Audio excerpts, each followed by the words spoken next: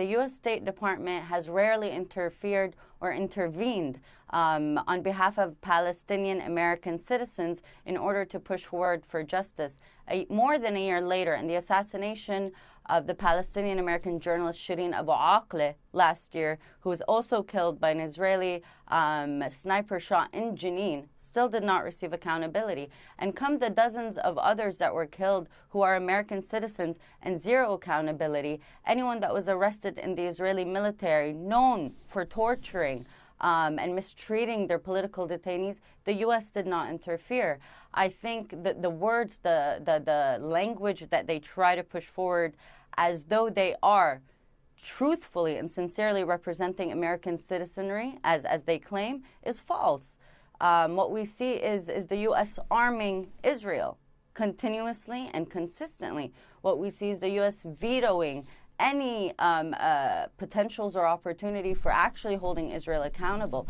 I have never heard of asking the butcher to be told to give themselves judgment and accountability. I have never heard of that dynamic except in this.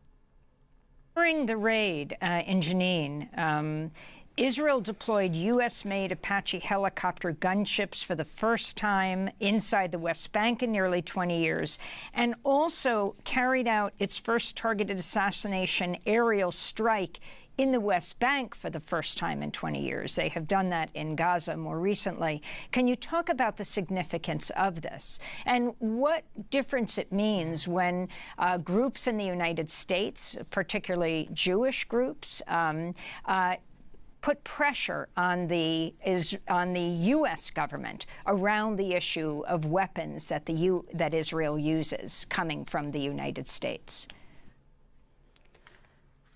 Thank you for asking that. It's really important to recognize that just recently, the current Minister of National Security, Itamar Ben-Gvir, who was actually denied service in the Israeli military because he was considered a terrorist, and a threat to national security, is now the Minister of National Security, has called for a renewed military operation called Defensive Shield. Now, Defensive Shield was a military operation in the early 2000s, between 2002 and 2003, that took place mostly between Jenin, Nablus, Beit Lahem, and Ramallah in the West Bank. And they blew up homes wall to wall. That is how they moved through cities.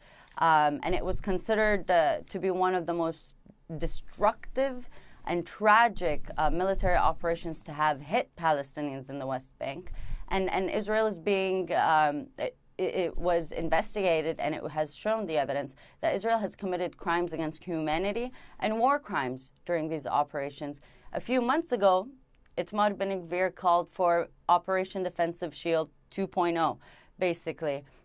So that's the significance of using that drone for the first time in 20 years, because the last time it was used was 2006, where they targeted the young fighters at the time.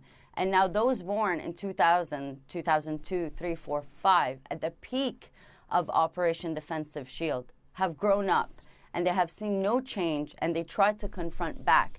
And now Ben-Gvir is asking to kill those, the children that grew up under nothing but war, who are mostly refugees on World Refugee Day. Almost 80% of those killed in the last 2 years were refugees.